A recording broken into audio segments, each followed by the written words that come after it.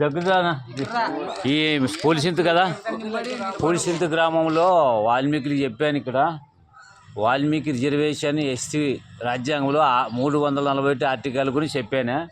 ఆ కరపత్రం కూడా ఇచ్చాను రాజ్యాంగంలో. అది కాబట్టి గుండెకైనాడు కళ్ళు ఎవడో ఢీకునే దమ్మున్న మొగోడు ఈ జిల్లాలో ఎవడనుంటే ఆర్టికల్ 341 ఛాలెంజ్ ముగ్గురన్న అరుణ్ కుమార్ నేనే ప్రచారం ఊరూరు 500 గ్రామాలు తిరిగామే.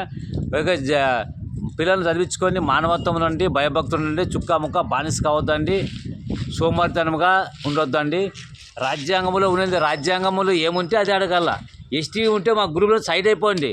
ఇప్పుడు చెప్పే ఛాలెంజే చెప్తాను. కర్నూలు జిల్లాలో కాదు, ఏపీకే ఛాలెంజ్. ఆల్ ఇండియా సమతా సేవ సైనిక దళగా ఒక సైనికుని వాళ్ళే వాల్మీకి ఏం చెప్పాడు అది పాటించాలి. భక్తకన్నం ఏం చెప్పాడు, ధర్మవ్యాధుడు ఏం చెప్పాడు, గుహుడు ఏం చెప్పాడు, చుక్క ముక్క బానిసలు కాదు బతికొకటి సచ్చేటి. కర్నూలు జిల్లాలో లెక్చరర్లు, డాక్టర్లు, టీచర్లు తప్పదాకా ఊరిచిపెట్టి పారిపోయి ఎన్నడూ మనం టీచర్లు ఏం చేస్తారు, వాల్మీకి కళ్యాణ మంటపం దొడ్డికెరుగుతారు, ఒంటికి పోసారు, పట్టించుకు నాదులే టీచర్లు ఊరిచిపెట్టి పారిపోయినా ఎన్నడూలో ఇదన్నీ కానీ ఏం చేస్తావు.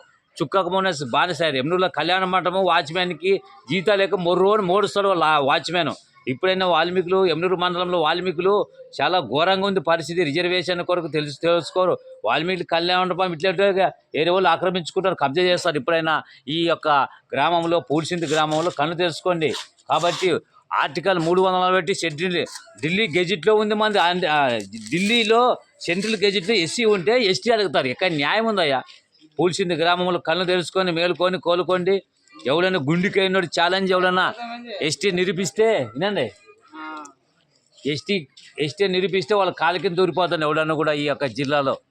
కాబట్టి ఛాలెంజ్ రాజ్యాంగ ప్రకారంగా సెంట్రల్ గెజిట్లో ఉంది ఎస్సీ. అన్ని రాష్ట్రాల్లో ఎస్సీ ఉన్నప్పుడు ఎందుకు అడుగుతావు ఎస్టీ అడగాలనుకుంటే ఎస్టీ ఎందుకు రాలేదు? సెంట్రల్ గెజిట్లోని ఎస్సీ ఉంది. మొర్రోని మొత్తుకొని చెప్తున్నాను.